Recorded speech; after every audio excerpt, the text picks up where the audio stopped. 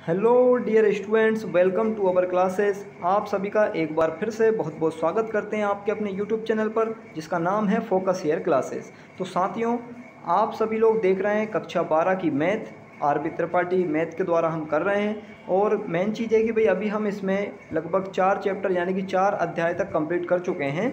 और आज हम जो देखेंगे वो देखेंगे अध्याय 5 यानी कि आप व्यू को इंग्लिश में हम कहते हैं मैट्रिक्स। तो इस मैट्रिक्स चैप्टर के जो आज हम कंप्लीट करेंगे सारे फॉर्मूले या इसकी परिभाषाएं। ठीक है, आप देख पाएंगे, आज जान पाएंगे कि मैट्रिक्स क्या होती है यानी आप व्यू क्या होता है। अगर इससे पहले की वीडियोस आपने नहीं देखी तो आप उनको भी ज़रूर देख लीजिए, ठीक है ना, क्योंकि पहले की चीज़ों को देखना काफ़ी ज़्यादा ज़रूरी हो जाएगा, क्योंकि पूरी मैथ हमको कवर करना है। यानी पूरी मैथ को कंप्लीट करने के लिए सब चीज़ों को आप देखिए, जो भी हम पढ़ा रहे हैं उनको आप क्लियर करिए। फॉर्मूले की कॉपी भी आप बनाइए, ठीक है, उनमें सभी फॉर्मूले लाइन से क्रम से लिख लीजिए। जैसे ये फॉर्मूले कंप्लीट हो जाएंगे फिर हम मैथ को भी चालू कर देंगे, सभी क्वेश्चंस भी करना स्टार्ट कर देंगे। तो चलिए आइए शुरू कर देते हैं हमारे इस टॉपिक को, जिसका नाम है आप व्यू। तो देखिए सबसे पहले हम देखेंगे इसकी परिभाषा क्या होती है कि भाई आप व्यू है क्या, ठीक है ना। तो डेफिनेशंस क्या है इसकी वो हम देखेंगे।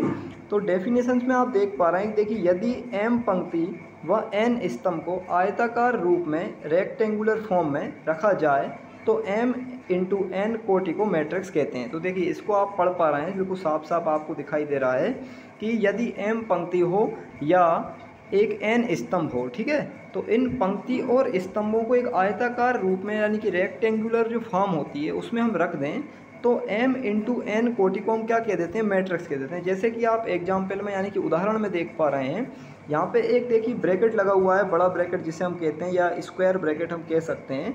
इस तरह के जो ब्रैकेट के अंदर जब हम पंक्तियाँ कैसी होती हैं, हमेशा ऐसी लाइन में होती है, ठीक है, ये पंक्तियाँ होती हैं। और जो खड़ी लाइन में होती हैं यानी स्टैंड लाइन जो कहलाती हैं वो कहलाते हैं स्तंभ। तो देखिए यहाँ पे आप देख पा रहे हैं इस उदाहरण में, तो ये जो ऐसे में लाइन है, ठीक है ना, यानी कि आड़ी लाइन कह सकते हैं या आप पंक्ति कह सकते हैं इसको, या रो कहेंगे हम इंग्लिश में देखें तो, ठीक है। तो रो एंड कॉलम, तो खड़ी लाइनों को हम कॉलम कहते हैं यानी कि स्तंभ कहते हैं। तो इस आप व्यू के अंदर यानी इस मैट्रिक्स के अंदर कितनी पंक्ति दिखाई दे रही है आपको, देखिए 2 1 7, यानी एक तो पंक्ति ये हो गई है और दूसरी पंक्ति है अपनी 3 6 4, यानी पंक्ति 2 हैं और स्तंभ कितने हैं, देखिए 3 स्तंभ है। तो इसलिए हम इसको कह पा रहे हैं कि ये 2 इंटू 3 कोटि का क्या है, एक आप व्यू है, ठीक है ना। 2 इंटू 3 कोटि है इसकी, ठीक। तो ये आप व्यू हो गया है, इसी को हम आप व्यू कहते हैं। यानी कि पंक्ति और स्तंभों को अगर हम एक आयताकार रूप में जमा के लिख दें तो मैट्रिक्स कहलाती है, ठीक है, ये आप व्यू कहलाता है। और 2 इंटू 3 इसकी कोटि हो गई है, ठीक। अगर इसके अवयवों की संख्या पूछें तो 2 इंटू 3 का आप जैसे ही गुणा करेंगे तो क्या आ जाएगा, 2 3 6 आ जाएगा, यानी इसमें कितने अवयव हो जाएंगे, 6 अवयव हो जाएंगे। अब इसके बाद देखिए हम आगे बात करें तो इसे किस किस चिन्ह से आप दर्शा सकते हैं। तो देखिए चिन्ह आपको दिखाई दे रहा है, एक तो स्क्वायर ब्रैकेट की तरह आप दर्शा सकते हैं जो कि उदाहरण में दिखाई दे रहा है। इसके बाद गोल ब्रैकेट जिसे हम स्मॉल ब्रैकेट कहते हैं, या छोटा ब्रैकेट जिसे हम कहते हैं, इसमें भी दर्शा सकते हैं, या फिर डबल इस तरह से 2 लाइन खींच करके हम इसको दर्शा सकते हैं। खास तौर पर इसको जो है इस ब्रैकेट द्वारा दर्शाया जाता है, बड़े ब्रैकेट द्वारा, ठीक है ना। चलिए आइए देखिए आगे बढ़ते हैं, तो बात करते हैं आप व्यू के प्रकार यानी टाइप्स ऑफ मैट्रिक्स, ठीक है। तो मैट्रिक्स है, तो देखिए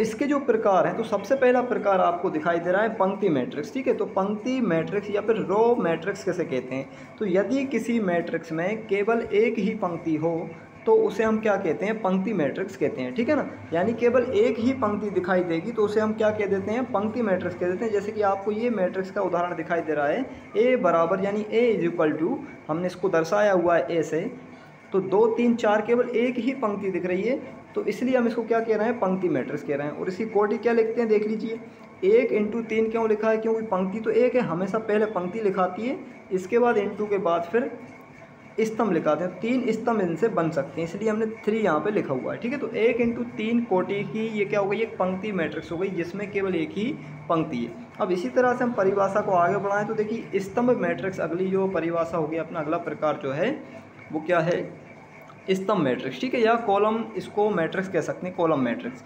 तो ये भी पंक्ति जैसे हो जाएगी, जिससे ऐसी आप व्यू या ऐसी मैट्रिक्स जिसमें केवल क्या हो, एक ही स्तंभ हो, यानी एक ही सीधी लाइन आपको दिखाई देगी, खड़ी लाइन, उसको हम स्तंभ मैट्रिक्स कहते हैं, ठीक है। तो यहाँ पे आपको 3 इंटू देखिए ये 3 इंटू 1 कोटि का यहाँ पे स्तंभ मैट्रिक्स दिखाई दे रहा है, यहाँ पे देखिए 4 इंटू 1 कोटि का स्तंभ मैट्रिक्स आपको दिखाई दे रहा है, ठीक है। तो ये बिल्कुल सरल सी परिभाषा है, तो ये आप बिल्कुल समझ लीजिए अच्छे से।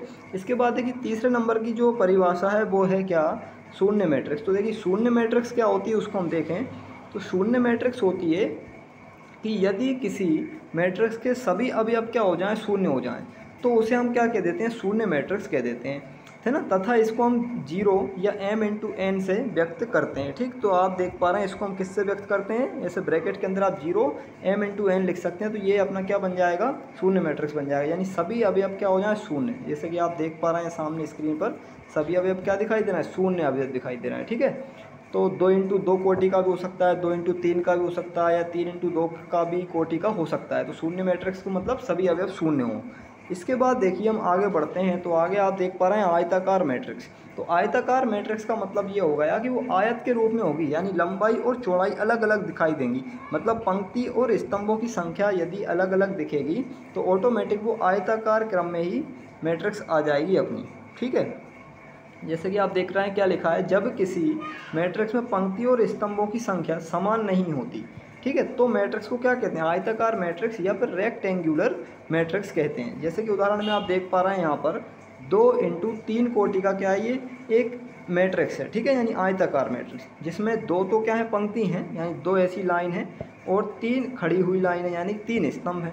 ठीक है, तो इस तरह से ये आयताकार मैट्रिक्स बन रहा है। ऐसे देखिए यहाँ पर भी 3 तो पंक्तियाँ हैं और 2 स्तंभ हैं, मतलब कि यहाँ भी क्या है, ये आयताकार मैट्रिक्स बन रहा है। ठीक, तो पंक्ति और स्तंभों की संख्या अगर अलग अलग हो जाएगी तो वो क्या बन जाता है, अपना कौन सी मैट्रिक्स बन जाएगी, आयताकार मैट्रिक्स बन जाती है। इसके बाद देखिए 5वीं नंबर की जो अपनी परिभाषा है वो है देखिए वर्गाकार मैट्रिक्स, यानी कि स्क्वायर मैट्रिक्स। इसको हम स्क्वायर मैट्रिक्स कहते हैं। तो क्या होती है, देखिए वर्गाकार मतलब जिसकी चारों भुजाएं क्या होती हैं, बिल्कुल बराबर बराबर होती हैं। ठीक है, बराबर होने का मतलब ये हो गया कि पंक्ति और स्तंभों की संख्याएं क्या होंगी, आपस में बिल्कुल बराबर बराबर हो जाएंगी। तो जैसे ये बराबर हो जाएंगी तो वर्गाकार मैट्रिक्स बन जाएगा। ठीक है, जैसा कि आप परिभाषा हम देख पा रहे हैं कि किसी मैट्रिक्स में जब स्तंभों की संख्या पंक्ति की संख्या के समान हो जाए तो उसे हम वर्गाकार मैट्रिक्स कहते हैं। आप उदाहरण में देख पा रहे हैं, देखिए उदाहरण लिखे हुए हैं, एक ये उदाहरण लिखा है 2-3 पंक्ति में लिखे हुए हैं, और फिर दूसरी पंक्ति में लिखा हुआ है 4-5। ठीक, यानी 2 इंटू 2 कोटि का ये देखिए पंक्ति इस वर्गाकार मैट्रिक्स है। इसके बाद देखिए यहाँ पर ये 3 इंटू 3 कोटि का क्या है, वर्गाकार मैट्रिक्स है, आप देख पा रहे हैं, देखिए बिल्कुल। ठीक है, तो ये इस तरह से जो है ये मैट्रिक्स है, कौन सी, वर्गाकार मैट्रिक्स, जिसमें पंक्ति और स्तंभ कैसे होंगे, समान, तो वर्ग के रूप में हो जाता है। इसके बाद अगली परिभाषा है विकर्ण मैट्रिक्स। तो विकर्ण मैट्रिक्स यानी कि डायगोनल जो मैट्रिक्स होती है ये क्या होती है, तो देखिए इसमें क्या रहता है कि वह मैट्रिक्स या वह वर्ग मैट्रिक्स जिसके मुख्य विकर्ण के अवयवों को छोड़कर सभी अवयव क्या हो जाएं, शून्य हो जाएं, तो उसे हम क्या कहते हैं, विकर्ण मैट्रिक्स कहते हैं, या फिर डायगोनल मैट्रिक्स उसको हम कहते हैं। ठीक है ना, उदाहरण आप देख पा रहे हैं, केवल जो मुख्य विकर्ण होता है, विकर्ण आप जानती हैं भाई, वर्ग होगा, उस वर्ग के बीच में एक लाइन होती है उसे विकर्ण कहते हैं। तो ऐसे देखिए इसके जो विकर्ण हैं, जैसे कि आप देख पा रहे हैं 2, 3, 5, तो मुख्य विकर्ण पे अवयव होना चाहिए, बाकी मुख्य विकर्ण को छोड़कर जो शेष अवयव बच रहे हैं उन सभी अवयवों में क्या होना चाहिए, शून्य होना चाहिए। तो ये विकर्ण मैट्रिक्स हो गई, या फिर डायगोनल मैट्रिक्स हो जाती है। ठीक है, इसके बाद देखिए नेक्स्ट देखते हैं। तो नेक्स्ट जो अपनी जो डेफिनीशन है वो है अदिश मैट्रिक्स। तो अदिश मैट्रिक्स जो है उसको हम इंग्लिश में कहते हैं स्केलर मैट्रिक्स। ठीक है, तो इस स्केलर जो मैट्रिक्स है इसकी जो परिभाषा होगी वो क्या हो जाएगी, देखिए ये एक ऐसा मैट्रिक्स है या ऐसा विकर्ण मैट्रिक्स होता है जिसके मुख्य विकर्ण पर स्थित सभी अवयव क्या होते हैं, समान होते हैं। तो अदिश मैट्रिक्स या स्केलर मैट्रिक्स वही होती है जिसमें मुख्य विकर्ण पर क्या हो जाए, सभी अवयव समान। अगर सभी अवयव समान हो जाएं मुख्य विकर्ण पर और बाकी अवयव शून्य रहें तो समझ जाइए कि अदिश मैट्रिक्स है। ठीक, इसके बाद नेक्स्ट डेफिनेशन की ओर बढ़ते हैं। तो नेक्स्ट जो डेफिनेशन है वो क्या है, देखिए एकक या तत्समक मैट्रिक्स की है, या इसी को हम इंग्लिश में कहें तो यूनिट और आइडेंटिटी मैट्रिक्स इसको हम कह सकते हैं, यूनिट या फिर आइडेंटिटी मैट्रिक्स। तो क्या होती है, देखिए इसका सीधा सा बिल्कुल आसान है, कोई ज़्यादा दिक्कत का काम नहीं है कि जब कोई वर्ग मैट्रिक्स हो तो उस वर्ग मैट्रिक्स के प्रत्येक जो मुख्य विकर्ण है, ठीक है ना, मुख्य विकर्ण का जो प्रत्येक अवयव है वो क्या होना चाहिए, एक होना चाहिए। यानी कि जो मुख्य विकर्ण होता है, अगर मुख्य विकर्ण पे अवयव हो बाकी सब शून्य हो तो हो गई विकर्ण मैट्रिक्स। अगर मान लीजिए मुख्य विकर्ण पे समान अवयव हो बाकी सब शून्य हो तो हो गई अदिश मैट्रिक्स।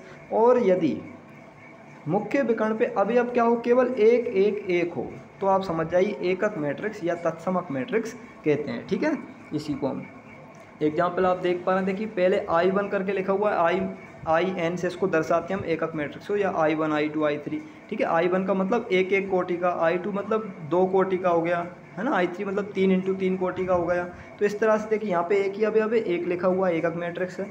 यहाँ पे 1 0 0 1 यानी कि मुख्य विकर्ण देखिए 1 1 आया है, तो ये भी I2 यानी कि 2 कोटि का, 2 इंटू 2 कोटि का क्या हो गया है, एकक मैट्रिक्स। ये 3 इंटू 3 कोटि का एकक मैट्रिक्स। तो इस तरह से देखिए ये एकक मैट्रिक्स की परिभाषा थी, ठीक है। इनका बहुत ज़्यादा रोल है क्योंकि इनसे बहुत सारे क्वेश्चन होने वाले हैं आगे, ठीक है। इसलिए इनको अच्छे से पढ़ना है, अच्छे से ध्यान रखिए और कॉपी में नोट जरूर करिए, अपनी नोटबुक जरूर बनाना पड़ेगा। इसके बाद अगला है देखिए अव्युत्क्रमणीय मैट्रिक्स। तो अव्युत्क्रमणीय जो मैट्रिक्स है इसकी क्या परिभाषा होगी, या इसको हम कहें तो सिंगुलर मैट्रिक्स इसको हम इंग्लिश में कहते हैं, ठीक है। तो अव्युत्क्रमणीय का मतलब होता है कि व्युत्क्रम नहीं हो सकता, ऐसी मैट्रिक्स कौन सी है, ठीक है, जिसका उल्टा नहीं कर सकें हम या उसकी इन्वर्स ना निकाल सकें।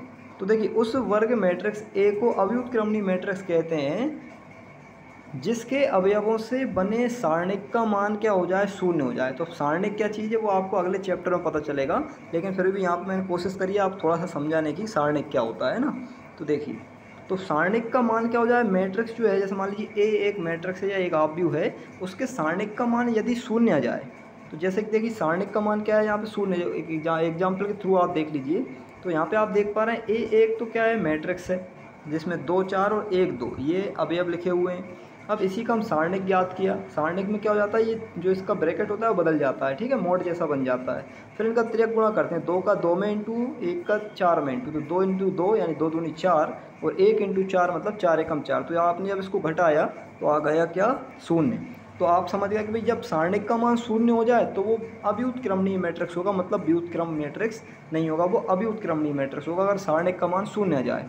इसी तरह से नॉन सिंगुलर जो मैट्रिक्स होता है या व्युत्क्रमणीय मैट्रिक्स होता है, उसमें क्या रहता है कि उसमें जो मैट्रिक्स होती है, मान लीजिए मैट्रिक्स है ए एक आव्यूह है, अगर इसके सारणिक का मान क्या हो जाए, शून्य ना हो मान लो, तो देखिए आप देख पा रहे हैं यहाँ पे ए का जो मॉड निकाला है या ए जो सारणिक है, इसके सारणिक का जब मान निकाला मैट्रिक्स का, तो देखिए इसका मान क्या है, 2 आया, मतलब नॉट इक्वल टू आया क्या, 0। तो जब 0 के बराबर नहीं आता है तो फिर वो व्युत्क्रमणीय मैट्रिक्स हो जाता है। तो ये इसकी डेफिनेशन हो गई है, आप शायद समझ गए होंगे बिल्कुल अच्छे से, ठीक है। चलिए इसके बाद देखिए आगे बढ़ते हैं। तो आगे है त्रिभुजीय आव्यूह या ट्राइंगुलर मैट्रिक्स, ठीक। तो अब ये ट्राइंगुलर मैट्रिक्स क्या होती है, तो बिल्कुल आसान है कि भाई देखिए जब किसी वर्ग मैट्रिक्स में, वर्ग मैट्रिक्स आप जानते हैं जिसमें पंक्ति स्तंभ सभी समान हो, ठीक है। तो जब किसी वर्ग मैट्रिक्स में मुख्य विकर्ण के ऊपर या नीचे के सभी अवयव शून्य के बराबर हों तो उसे हम त्रिभुजीय आव्यूह कहते हैं, ठीक है। 2 प्रकार के होते हैं, देखिए अभी समझ जाएंगे आप बिल्कुल आसानी से। ये लिखा है पहला प्रकार ऊपरी त्रिभुजीय आव्यूह, और ये लिखा हुआ है दूसरा प्रकार निम्न त्रिभुजीय आव्यूह। तो क्या कहा था इस परिभाषा में, देखिए इसमें कहा था कि जो मुख्य विकर्ण होता है, मान लीजिए मुख्य विकर्ण ये है, तो इस मुख्य विकर्ण के यदि नीचे के सभी अवयव क्या हो जाए, देखिए शून्य, ठीक है। अगर नीचे के सभी अवयव शून्य मुख्य विकर्ण के, और ऊपर तो फिर अवयव होंगे कहीं ना कहीं, ठीक है, लेकिन नीचे के अगर सभी शून्य हो जाए और ऊपर ऊपर अवयव दिखाई दे, तो आप देखिए त्रिभुज जैसा बन गया ऊपर, इसलिए ऊपरी त्रिभुजीय आव्यूह। इसमें क्या हो रहा है, देखिए मुख्य विकर्ण के ऊपर शून्य हो गए, लेकिन त्रिभुज तो देखिए अवयवों से नीचे बन गया, तो आप यहाँ समझ गए ये निम्न त्रिभुजीय आव्यूह बन गया है, ठीक है। तो बिल्कुल आसान परिभाषा है, आसानी समझ जाएंगे आप। इसके बाद देखिए अगली जो डेफिनेशन है वो क्षैतिज आव्यूह की है, यानी हॉरिजॉन्टल मैट्रिक्स। तो देखिए हॉरिजॉन्टल मैट्रिक्स क्या होती है, इसमें क्या रहता है कि वह मैट्रिक्स या वह आव्यूह जिसमें स्तंभों की संख्या पंक्तियों की संख्या से अधिक हो। तो स्तंभ क्या होना चाहिए, अधिक होना चाहिए पंक्तियों से। तो क्षैतिजीय आव्यूह बन जाएगा। क्षैतिज मतलब बिल्कुल सीधा ऐसा आधार के जैसा, ठीक है। तो इस तरह सीधा दिखाई देगा जब क्या हो जाए, पंक्तियाँ ज़्यादा हो जाएं, स्तंभों की संख्या ज़्यादा हो जाए, किससे, पंक्तियों से। तो ये जो दिख रहा है आपको 2 इंटू 3 कोटि का क्या है, एक क्षैतिज आव्यूह है, ठीक। इसके बाद देखिए आप एक बात और ध्यान रखिए, अगर आपको किसी प्रकार का कोई डाउट रहता है या कोई परिभाषा या कोई सूत्र कुछ समझ में नहीं आए, तो आप उसको हमें जो है कमेंट बॉक्स में टाइप करके हमें भेज सकते हैं, जिसको हम देखकर जो अगली वीडियो में उसका डाउट आपको क्लियर कर देंगे, ठीक है। और आपको वीडियो को ज़्यादा से ज़्यादा शेयर करना है, ज़्यादा से ज़्यादा लाइक करिए, अपने दोस्तों के साथ शेयर करिए और सब्सक्राइब कीजिए आप, ठीक है, चैनल को। साथ में नोटिफिकेशन आपको तभी मिलेगा जब आप बेल आइकन भी दबाएंगे, ठीक है। तो चलिए आइए देखिए आगे बढ़ते हैं। तो इसमें आगे जो दिखाई दे रहा है आपको ऊर्ध्वाधर आव्यूह है, यानी कि वर्टिकल मैट्रिक्स। तो वर्टिकल मैट्रिक्स में क्या रहता है वो आप देखिए, इसमें होता है कि जब पंक्तियों की संख्या क्या हो जाए स्तंभों से ज़्यादा, स्तंभ 2 हैं लेकिन पंक्तियाँ अगर ज़्यादा हो गई ऐसी, तो उससे क्या होगा भाई, ऊर्ध्वाधर दिखाई देगी, अपना जो आप भी ऊर्ध्वाधर दिखाई देगा। तो है, तो ये वाला जो दिखाई दे रहा है इसमें क्या है, 4 इंटू 2 कोटि का है ये आप क्या है 4 इंटू 2 कोटि, मतलब कि 4 पंक्ति हैं और 2 स्तंभ हैं। ठीक है, तो पंक्तियाँ स्तंभ से ज़्यादा हैं तो ऊर्ध्वाधर आव्यूह, और स्तंभ अगर मान लीजिए ज़्यादा हैं तो फिर क्षैतिज आव्यूह बन जाएगा। इसके बाद आगे जो देखें तो एकल आव्यूह है, एकल अवयव आव्यूह यानी सिंगल एलिमेंट मैट्रिक्स। बिल्कुल आसान है, ऐसी मैट्रिक्स या ऐसा आव्यूह जिसमें केवल एक ही अवयव हो तो सिंगल एलिमेंट मैट्रिक्स कहलाता है। ठीक है, इसके बाद देखिए अगला है तुलनीय आव्यूह। इंपॉर्टेंट में सभी परिभाषाएं जितनी भी हैं सभी इंपॉर्टेंट है। ठीक है, तो आप ये मत सोचिएगा बहुत ज़्यादा है या बहुत कम है, ऐसा कुछ नहीं सोचना, आपको जो मिल रहा है आप उसको पढ़ते जाइए। बिल्कुल इंपॉर्टेंट चीज़ें मैंने यहाँ पर रखी हुई हैं आपके सामने। ठीक है, जो इंपॉर्टेंट है काफ़ी उसको मैं लेकर आया हूँ। देखिए इसमें आप देख रहे हैं तो तुलनीय आव्यूह यानी कंपेरेबल मैट्रिक्स। तुलनीय आव्यूह क्या होता है कि वह दो आव्यूह, इसमें दो आव्यूह होना जरूरी है तुलना करने के लिए। तो जब दो आव्यूह जिसमें पंक्ति तथा स्तंभों की संख्याएं क्या हों, समान समान हों। ठीक है, तो समान कोटि की अगर मान लीजिए दो आव्यूह होंगी तो उनको हम कंपेरेबल मैट्रिक्स कह सकते हैं, क्योंकि दोनों में तुलना तभी होगी जब समान कोटि की हो, यानी पंक्ति और स्तंभ कैसी हो, समान समान। ठीक है, आगे बढ़ते हैं। देखिए आव्यूहों का योग किस प्रकार से होता है, बिल्कुल आसान है। देखिए आव्यूह, अगर दो आव्यूहों को आपस में जोड़ना है तो कैसे जोड़ेंगे आप देख लीजिए। एक आव्यूह आपको ए दिखाई दे रहा है, एक आव्यूह बी दिखाई दे रहा है, दोनों की कोटियां समान हैं, मतलब पंक्ति स्तंभ दोनों के समान होंगे। तो जोड़ेंगे तो कैसे जोड़ेंगे देख लीजिए आप, जो A11 वाला अवयव है वो B11 वाले के साथ जुड़ जाएगा, है ना, A12 वाला है वो B12 के साथ जुड़ जाएगा। मतलब समान समान जगहों के जो अवयव होते हैं वो एक दूसरे में जुड़ते हैं, बाकी आगे पीछे कहीं से कुछ नहीं जुड़ता है। ठीक है, तो ये इस तरह से आप एडिशन इनका कर सकते हैं, जोड़ सकते हैं। अब योग संबंधी कुछ नियम भी हैं, इसके गुण देख लीजिए, प्रॉपर्टीज ऑफ मैट्रिक्स एडिशन। ठीक है, तो सबसे पहला जो योग का गुण होता है वो होता है क्रम विनिमय नियम। यानी कि क्रम विनिमय का मतलब होता है A + B बराबर B + A, यानी दो आव्यूहों को आप इस तरह से जोड़ सकते हैं कि अगर A को B में जोड़ें और B को A में जोड़ें तो दोनों के आंसर क्या आएंगे, बिल्कुल सेम आएंगे। तो इसे हम कहते हैं कम्यूटेटिव प्रॉपर्टी। ठीक है ना, यानी क्रम विनिमय नियम। अगला जो है, अगला है देखिए साहचर्य नियम, यानी कि एसोसिएटिव प्रॉपर्टी से हम कहते हैं। तो इसमें क्या रहता है, इसमें 3 आव्यूह की आवश्यकता पड़ती है। जब हम A आव्यूह में B + C को जोड़कर जोड़ते हैं और फिर A + B करने के बाद फिर दोबारा C जोड़ दें तो दोनों के आंसर क्या आएंगे, दोनों तरफ सेम आएंगे। तो ये इसकी साहचर्य नियम या एसोसिएटिव प्रॉपर्टी होती है। ऑब्जेक्टिव में कभी आवश्यकता पड़ जाती है, ज़्यादा इंपोर्टेंट नहीं है वैसे, लेकिन फिर भी पता होना जरूरी है। ठीक है, इसके बाद एक योज्य तत्समक एडिटिव आइडेंटिटी क्या होती है। तो योज्य तत्समक का मतलब होता है एक ऐसा अवयव जिसे किसी आव्यूह में जोड़ने से सेम वही आव्यूह हमें क्या हो जाए, प्राप्त हो जाए। जैसे कि A आव्यूह है, इसमें आपने शून्य मैट्रिक्स जोड़ दी, ऐसी A आव्यूह है, इसमें आपने शून्य मैट्रिक्स जोड़ दी, तब भी क्या आ रहा है, A ही आएगा वो तो। ठीक है, तो ये शून्य मैट्रिक्स जोड़ने पर यानी कि योज्य तत्समक आव्यूह कहलाता है। ठीक, इसके बाद योज्य व्युत्क्रम आव्यूह देख पा रहे हैं आप, एडिटिव इनवर्स मैट्रिक्स के साथ हम कहते हैं प्रॉपर्टी। ठीक है ना, तो योज्य व्युत्क्रम। तो योज्य व्युत्क्रम क्या रहता है कि योज्य का उल्टा, योज्य का उल्टा क्या होता है, घटाना। यानी कि जब मैट्रिक्स A में आप -A मैट्रिक्स जोड़ेंगे या -A मैट्रिक्स को +A से जोड़ेंगे तो भाई क्या आएगा, शून्य आएगा। ठीक है, दोनों के उत्तर क्या आएंगे, शून्य आएंगे, यानी योज्य व्युत्क्रम प्रॉपर्टी कहलाती है या एडिटिव इनवर्स मैट्रिक्स प्रॉपर्टी कहलाती है। ठीक है, इसके बाद हम थोड़ा और आगे जाएँ तो निरसन नियम और है एक। तो निरसन नियम में क्या रहता है, देखिए निरसन नियम यानी कि कैंसलेशन लॉ है कि A + B = अगर A + C हो तो A से A वाली मैट्रिक्स आपस में क्या आती है, कैंसिल हो जाती है। तो क्या बचता है, B = C यहाँ पर बचता है केवल। ठीक, इसके बाद देखिए नेक्स्ट देखते हैं। तो नेक्स्ट जो है वो है आव्यूहों का अंतर यानी सबट्रैक्शन ऑफ मैट्रिक्स। तो दो आव्यूहों का घटाना कैसे करेंगे यानी अंतर कैसे करेंगे। तो जिस तरह से योग किया था कि A11 वाला अवयव B11 के साथ, A12 वाला B12 के साथ, यानी एक जैसी जगहों के अवयव, पहला अवयव पहले के साथ जुड़ेगा घटेगा, दूसरा अवयव दूसरे अवयव के साथ जुड़ेगा घटेगा। तो उसी तरह से ये अंतर भी आप कर पाएंगे, इसमें कोई ज़्यादा दोहराए नहीं है, कोई दिक्कत नहीं है। ठीक है, इसके बाद आव्यूहों का अदिश्य गुणा। तो गुणा और देख लीजिए भाई, गुणा भी कर सकते हैं आप। जैसे मान लीजिए A एक आव्यूह है, इसमें आप K राशि से गुणा करना चाहते हैं तो K का देखिए सभी अवयवों के साथ क्या हो गया, गुणा हो गया। देखिए सबके साथ K लग गया है, तो इस तरह से आप गुणा भी कर सकते हैं। अब कुछ आव्यूहों के गुणन संबंधी नियम भी हैं। तो गुणन संबंधी नियम भी इसी तरह से हैं। कि देखिए आप पहला नियम है भाई साहचर्य नियम या एसोसिएटिव प्रॉपर्टी, 3 आव्यूहों की आवश्यकता पड़ती है यहाँ पर हमें। जैसे कि ए डॉट बी किया आपने और फिर सी से गुणा कर दिया, या फिर ए में जो है बी और सी का गुणा करने के बाद गुणा किया, दोनों के आंसर क्या है समान, यानी साहचर्य नियम है ये। इसके बाद एक बंटन नियम भी होता है इसमें, या फिर हम कहें तो वितरण नियम या डिस्ट्रीब्यूटिव लॉ है, जिसमें क्या रहता है ए बाहर रहता है ब्रैकेट के अंदर बी प्लस सी रहता है, तो फिर ए का आप अंदर मतलब इनटू कर सकते हैं ए बी प्लस ए सी। ऐसी अगर मान लीजिए ए बाहर है और बी प्लस सी है तो इसको भी आप इस तरह से लिख सकते हैं जैसा कि आपको दिखाई दे रहा है। बस आप ध्यान रखने वाली बात यहाँ पे इतनी सी है कि यहाँ पे क्रम विनिमय नियम नहीं लगता है गुणा के अंदर, आप भी में आप क्रम विनिमय नियम नहीं लगा सकते, यानी कम्यूनिटेटिव जो लॉ होता है या प्रॉपर्टी होती है वो यहाँ फॉलो नहीं करती किसके अंदर, आव्यूहों के अंदर। A into B not equal to B into A, ठीक है, तो ये आप बिल्कुल ध्यान रखिएगा।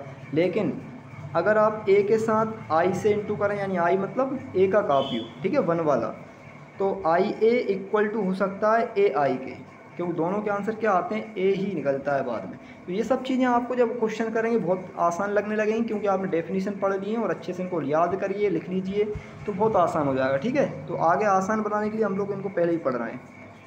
छोटा सा काम और रह गया है, मैट्रिक्स का परिवर्त क्या होता है। तो देखिए मैट्रिक्स का जो परिवर्त होता है, परिवर्त में क्या रहता है वो आप देख लीजिए। तो परिवर्त मतलब होता है ट्रांसपोज, है ना, इंग्लिश में कहें तो ट्रांसपोज ऑफ मैट्रिक्स। तो कैसे करते हैं वो देखिए, यदि मैट्रिक्स ए की पंक्तियों को स्तंभों में और स्तंभों को पंक्तियों में बदल दिया जाए, ऐसी समझ लीजिए आप, तो आप नोट कर लीजिएगा बाकी, ठीक है। ए डैश से दर्शाते हैं ट्रांसपोज को, या फिर ए के ऊपर टी लगा के भी दर्शा सकते हैं। तो करना क्या होता है इसमें, केवल पंक्तियों को स्तंभ में बदल दो बस, यानी जो भी पंक्तियां हैं उन सबको, जैसे ये ऐसी पंक्तियां हैं इनको उठा खड़े में ऐसे लिख दो आप, तो ये हो गया आपका ए डैश, यानी ट्रांसपोज हो गया या फिर परिवर्त हो गया मैट्रिक्स का। और अगर देखिए आगे थोड़ा और देखें तो कुछ प्रमेय हैं, तो कुछ प्रमेय कैसी कि भाई इनसे संबंधित हैं, ट्रांसपोज यानी परिवर्त से संबंधित। तो ये कुछ काम चीज़ें याद रखिएगा, इनको ना ऑब्जेक्टिव में काम में आती हैं, कुछ क्वेश्चन में भी आएंगी। अगर ए डैश का होल डैश करेंगे तो अकेला ए प्राप्त हो जाएगा। ए प्लस बी का होल डैश अगर है और तो उसको खोलना है तो ए डैश प्लस बी डैश लिख दीजिए। ए बी का होल डैश है तो बी डैश ए डैश कर सकते हैं, या के ए का होल डैश है तो के अलग कर दो और डैश ए का डैश अलग लिख सकते हैं। तो ये प्रॉपर्टी याद रखिएगा, ठीक है। इसके बाद है अगला सममित आव्यूह या सिमेट्रिक मैट्रिक्स। तो सिमेट्रिक जो मैट्रिक्स होती है यानी कि सममित आव्यूह किस तरह से होता है, देखिए एक मान लीजिए अगर कोई आव्यूह है ए, तो ए अगर एक कोई मैट्रिक्स है और अगर हम उस ए का ए डैश निकालें तो ए डैश निकालने से भी हमें ए आव्यूह प्राप्त हो जाता है, तो समझ लीजिए ये सममित आव्यूह हो जाएगा। किसी मैट्रिक्स का अगर हम ए डैश कर दें तो उससे हमें ए मैट्रिक्स ही प्राप्त हो जाएगी, तो आप समझ जाइए सममित आव्यूह है। इसी तरह से विषम सममित आव्यूह में क्या रहता है, यानी कि स्क्यू सिमेट्रिक मैट्रिक्स, ठीक है, या फिर विषम सममित आव्यूह कह सकते हैं। तो यहाँ पे ए डैश करने पे क्या होता है, माइनस ए अगर प्राप्त हो जाए तो आप समझ जाइए कि भाई ये विषम सममित आव्यूह है, ठीक। तो ये कुछ खास बातें थी इसकी, वो हमने कर ली हैं। एक छोटी सी प्रॉपर्टी और रह गई है कि अगर मान लीजिए, ये भी बहुत आसान है, कि यदि मान लीजिए ए एक वर्ग मैट्रिक्स हो तो 1/2 ए प्लस ए डैश सममित आव्यूह होगा और 1/2 ए माइनस ए डैश विषम सममित आव्यूह होगा। तो इन दोनों का टोटल अगर हम योग कर दें तो हमें ए प्राप्त ही होता है, यानी सममित आव्यूह और विषम आव्यूह का जो योग होता है वो ए प्राप्त हो जाता है। ये एक छोटी सी प्रॉपर्टी और थी, इससे क्वेश्चन होंगे आपके आगे, ठीक है, जब भी आप पढ़ेंगे आगे। तो ये दोस्तों या छात्रों ये कंप्लीट हो चुका है आपका 5 चैप्टर, आप भी हमने पढ़ लिया है, इसको आप बढ़िया तरीके से नोट करिए, ठीक है। उम्मीद करते हैं आपको समझ में आया होगा, और यदि कोई डाउट हो तो आप कमेंट बॉक्स में कमेंट कर सकते हैं। और इसी तरह से हमारे साथ जुड़े रहिए, अपने दोस्तों के साथ शेयर करिए ताकि सभी लोग आसानी से घर बैठे तैयारी कर पाएँ, ठीक है। आप सभी का बहुत बहुत स्वागत है, बहुत बहुत धन्यवाद करते हैं। और अगर वीडियो को लाइक नहीं किया हो, पसंद आए तो लाइक भी करिए, अपने दोस्तों के साथ शेयर करिए और चैनल को सब्सक्राइब ज़रूर कर लीजिए। चलिए बहुत बहुत धन्यवाद आप सभी का, फिर मिलेंगे नेक्स्ट वीडियो में।